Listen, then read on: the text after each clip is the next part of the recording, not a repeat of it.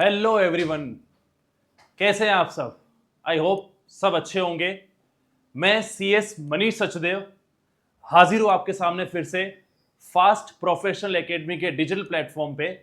और आज का अपना टॉपिक है assertion reason based question retirement and death of a partner के।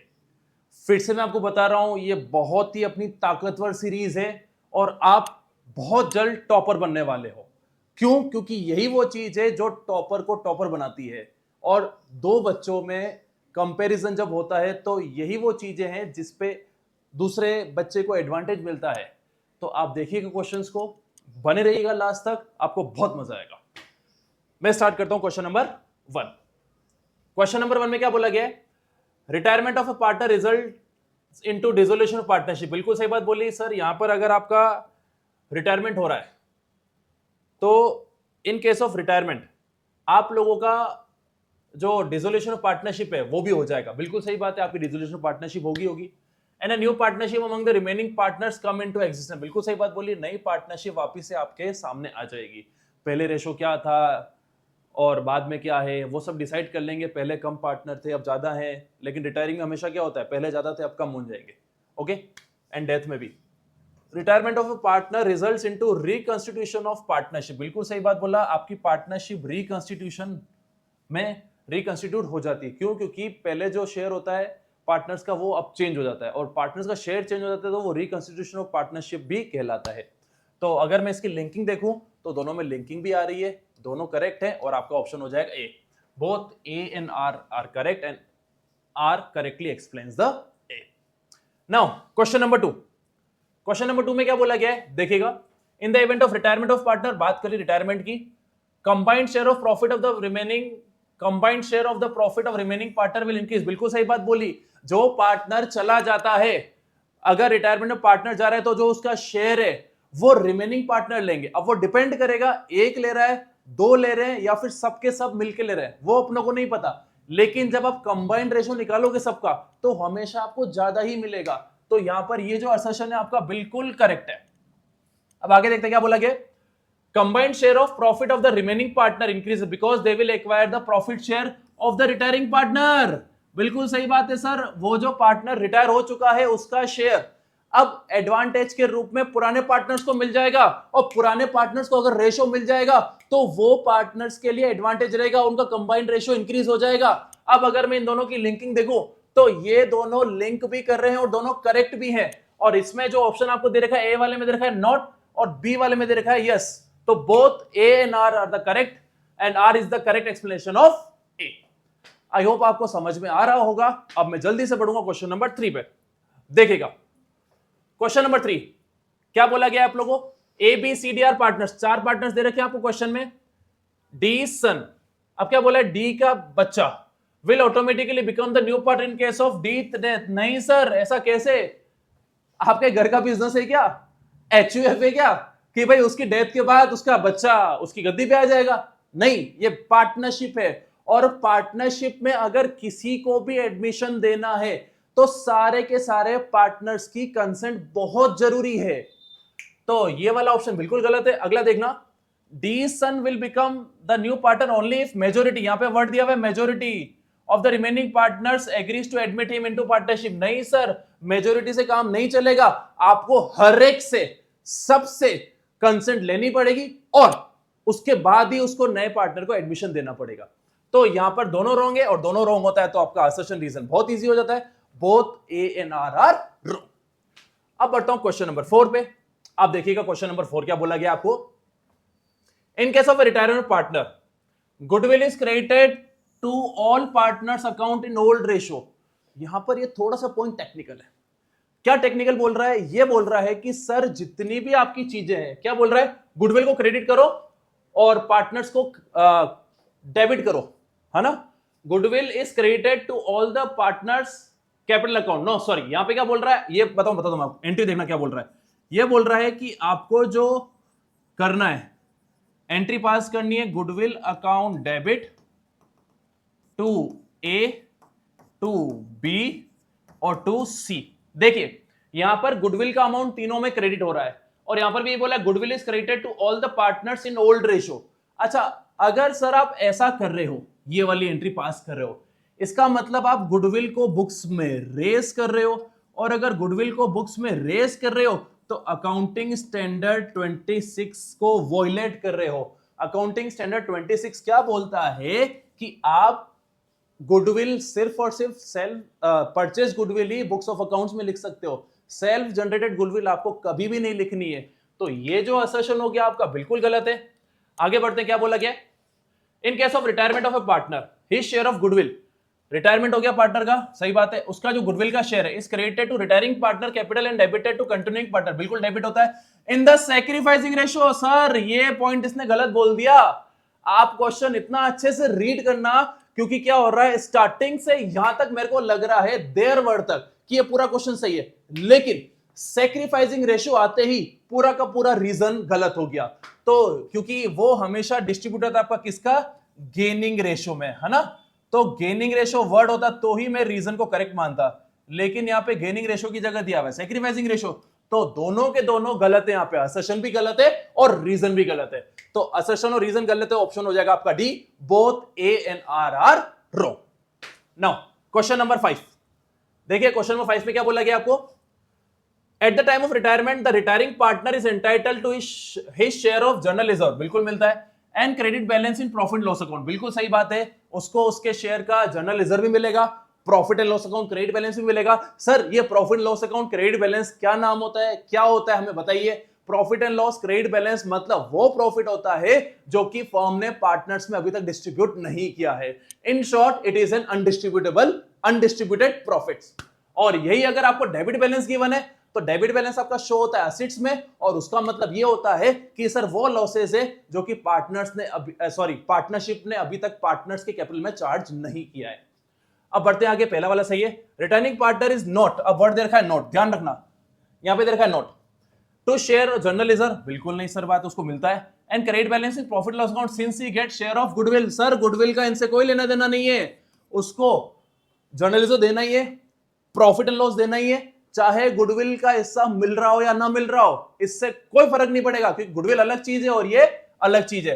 तो यहां पे आपका ऑप्शन हो रहा है असर्शन सही है और रीजन फॉल्स है, तो ऑप्शन नंबर हो गया आपका D, A is true but R is false. Now I hope आपको 5 क्वेश्चन समझ में आ गए होंगे, इसी एनर्जी के साथ बने रहिएगा, आपको रिमेनिंग क्वेश्चन भी समझ में आ जाएंगे। देखिएगा क्वेश्चन नंबर 6 क्या बोला गया, क्वेश्चन नंबर 6 में, in the event of death of a partner in case there is no change in profit sharing ratio, आपका कोई भी प्रॉफिट शेयरिंग रेशियो चेंज नहीं हो रहा है, किसका? कंटिन्यूइंग पार्टनर का। Okay, the deceased partner share of profit till the date of his death is debited to profit loss suspense account, बिल्कुल सही बात बोल रहा है कि सर उसका जो शेयर है, जितना भी शेयर है डिजीज पार्टनर का, वो सारा का सारा कहां से अपन लोग लेंगे? प्रॉफिट लॉस सस्पेंस अकाउंट से डेबिट करेंगे। सर यहां पे प्रॉफिट एंड लॉस अकाउंट क्यों नहीं ओपन कर रहे हैं, प्रॉफिट लॉस सस्पेंस ही क्यों ओपन किया है? क्यों? क्योंकि डेथ जो होती है वो अनसर्टेन होती है, रिटायरमेंट जो होता है सर्टेन होता है। डेथ के लिए आपको डेट कोई भी मिल सकती है, 30 जून, 31 दिसंबर, कोई भी डेट हो सकती है। तो आप लोग जब पीएनएल ओपन करते हो वो हमेशा at the end of the financial year he open होता है, तो आप एक टेम्पररी अकाउंट ओपन करते हो जिसका नाम होता है profit and loss suspense account, और ये suspense account at the end of the year transfer हो जाता है प्रॉफिट लॉस अकाउंट में। तो अपन आगे देखते हैं क्या बोला गया आप लोगों को। Profit loss account is close by transferring इस balance to profit loss account, बिल्कुल सही बात बोला है, लेकिन इन दोनों की लिंकिंग नहीं बैठ रही है। क्यों? क्योंकि ऊपर क्या बोला गया है, डिजीज पार्टनर के शेयर के लिए बात की गई है, और नीचे यहां पे बात की गई है कि भाई प्रॉफिट एंड लॉस अकाउंट जो है, प्रॉफिट लॉस सस्पेंस अकाउंट है, वो प्रॉफिट लॉस में ट्रांसफर हो जाता है। आप यहाँ पे चीज को लिंकिंग करने की कोशिश करना, आप ऐसा मत सोचना कि सर यहां पर भी अपनों को सस्पेंस दे रखा है, यहां पे भी सस्पेंस दे रखा है, ऊपर ही प्रॉफिट लॉस दे रखा है, नीचे भी प्रॉफिट लॉस दे रखा है, हेंस प्रूफ दोनों की लिंकिंग होगी।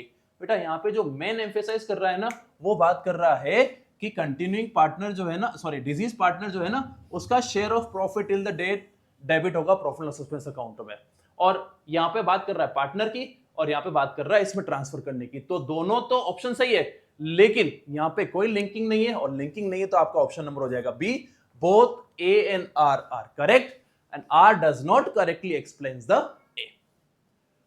Now question number 7, in case of question number 7 क्या बोला गया आप लोगों को?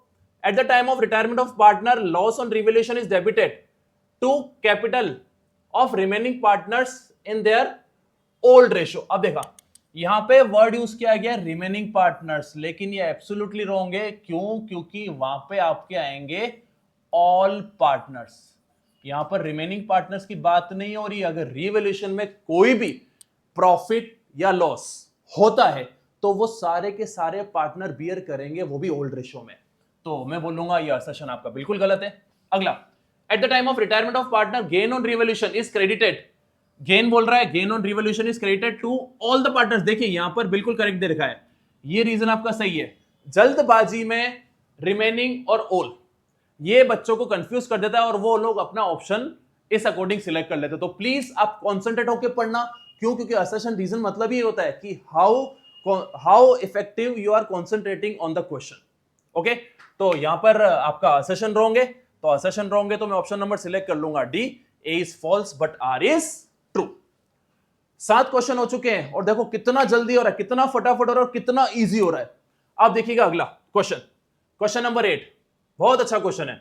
इन case of retirement the retiring partner is entitled to get interest at the rate 6% till the amount due to him it is paid off. बिल्कुल सही बात बोली है। क्यों? क्योंकि section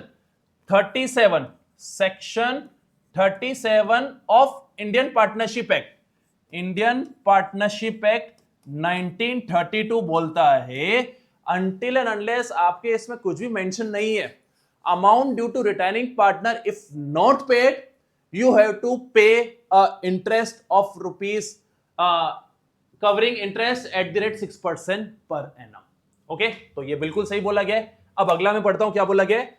eight his option the retiring partner instead of the interest may take share of profit which has been earned by the firm by the use of the amount due to him। क्या बोला गया है? Reason पहले समझिए, मैं फिर से पढ़ रहा हूं क्योंकि थोड़ा सा कंफ्यूजन क्रिएट कर सकता है आपको। रीजन के लिए क्या बोला गया है आप लोगों को यहां पर, at his option the retiring partner instead of interest may take the share of profit which has been earned by the firm by the use of the amount due to him। वो क्या बोल रहा है कि जो भी amount firm ने earn किया है उसके बदले में क्या कर सकता है, वो ले जा सकता है। तो उसके पास दोनों ऑप्शन रहते हैं, या तो पूरा का पूरा लमसम अमाउंट लेके चला जाए, या फिर क्या करे अगर पैसा नहीं दे रहे हैं तो वो अमाउंट क्या करे 6% पर एनम के हिसाब से उनको इंटरेस्ट पे करके फ्यूचर में पे करे।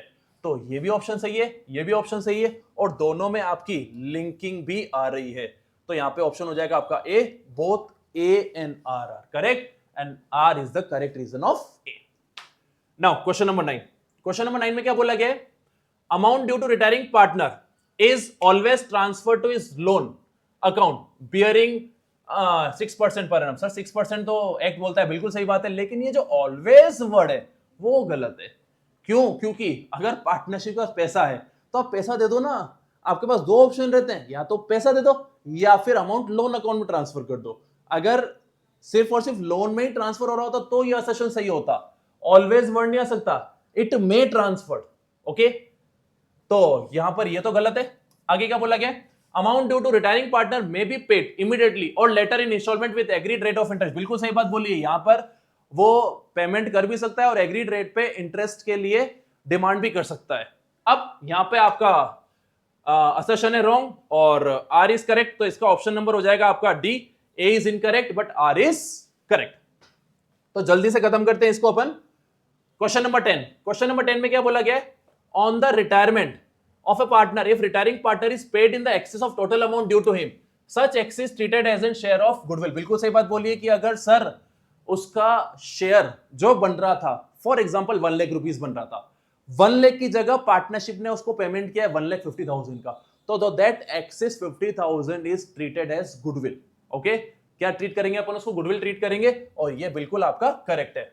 Retiring partner's share of goodwill is recorded by debiting goodwill account and crediting retiring partner's capital account। No sir, यहां पर यह चीज नहीं बोली गई है। क्यों? क्योंकि रिटायरिंग पार्टनर शेयर का गुडविल कभी डेबिट नहीं होता। रिटायरिंग पार्टनर का शेयर हमेशा क्या होता है, क्रेडिट होता है, क्योंकि जो एंट्री पास होती है वो होती है gaining partner capital account debit to sacrificing partners capital account, और हमेशा रिटायरिंग पार्टनर सैक्रिफाइस करता है तो वो हमेशा यहां पर क्या होगा, क्रेडिट होगा। ओके, तो यहां पर एक हो गया आपका गलत, assertion is correct and reason is wrong, तो मैं ऑप्शन सिलेक्ट करता हूं, ए बी नहीं हो सकता, C only A is correct. Now question number 11। In question number 11 क्या बोला गया आप लोगों को, A B C are partners, were partners, उनका रेशियो दे रखा है 4:3. A retires and new profit share ratio become B and C is agreed 2:1, बिल्कुल हो सकता है। On that date, advertisement suspense account of 1,80,000 existed in the balance sheet. It will return off among the old partners in old ratio. बिल्कुल सही बात बोली है, क्योंकि एडवर्टाइजमेंट सस्पेंस को आप डेफर्ड रेवेन्यू एक्सपेंडिचर भी बोल सकते हो और फिक्टिशियस एसेट भी बोल सकते हो। ये क्रिएट भी पुराने पार्टनर्स में पुराने रेशो में हुआ है, तो राइट ऑफ भी पुराने पार्टनर्स में पुराने रेशो में ही होगा। चाहे पार्टनर रिटायर हो रहा हो तो भी उसको ओल्ड रेशो में ही कंसीडर किया जाएगा। Advertisement suspense is a fictitious asset, देखो बिल्कुल सही बात बोली गई है। And at the time of retirement of partner all the fictitious assets were are written off to their capital account in the old profit share ratio, बिल्कुल सही बात बोली। जो मैंने अभी आपको एक्सप्लेन किया है वो का वही रीजन लिखा हुआ है, और वो का वही रीजन लिखा हुआ है, तो इसकी जो आपकी लिंकिंग है वो भी आ रही है, और लिंकिंग आ रही है, तो आपका ऑप्शन नंबर हो गया ए। यस, दिल थाम के बैठिए, बहुत जल्द ये आपकी सीरीज खत्म होने वाली है। देखिए लास्ट क्वेश्चन, जी हां दोस्तों, question number 12। When workman compensation reserve WCR appearing in the balance sheet, balance sheet में आपका WCR दे रखा है, और क्या बोला गया, is more than the claim against it. इसका कहने का मतलब है सर WCR दे रखा है 2 लाख, क्लेम दे रखा है 1,50,000, तो जो एक्सिस बच गया 50,000 का रिजर्व आपको बच गया, then the claim against it, the excess of such reserve is credited to old partners in their old profit share ratio। बिल्कुल सही बात है, क्यों, क्योंकि आपने जब इसको क्रिएट किया होगा तो भी ओल्ड शेयर में क्रिएट किया होगा, और अब आप डिस्ट्रीब्यूट करोगे तो भी किस में करोगे, ओल्ड शेयर में करोगे। Workman compensation is a reserve created out of past profit, बिल्कुल सही बात बोली, पुराने प्रॉफिट से अपन इसको बनाया, and hence it is distributed among the old partners in their old ratio. तो यहां पर ये भी सही है और लिंकिंग भी बैठ रही है, तो आपका ऑप्शन नंबर हो गया A. Both A and R are correct, and R correctly explains the A. तो दोस्तों आज की जो अपना डिसोल्यूशन टॉपिक था उसके असर्शन रीजन क्वेश्चन थे, सारे कंप्लीट हो चुके हैं। आपको सारी फाइल्स मिल जाएंगी हमारे चैनल पर, आप देखिए उसको, और प्लीज चैनल को सब्सक्राइब करना ना भूलें, और आपको अच्छा लगा हो तो ये अपने फ्रेंड्स को भी रेफर करके लिंक भेजिएगा, ताकि उन लोगों के भी मार्क्स अच्छे स्कोर हो जाए। तो आज के लिए मैं आशा करता हूं आपको समझ में आ गया होगा। आप मुझे सुनने के लिए बहुत बहुत धन्यवाद। Thank you so much.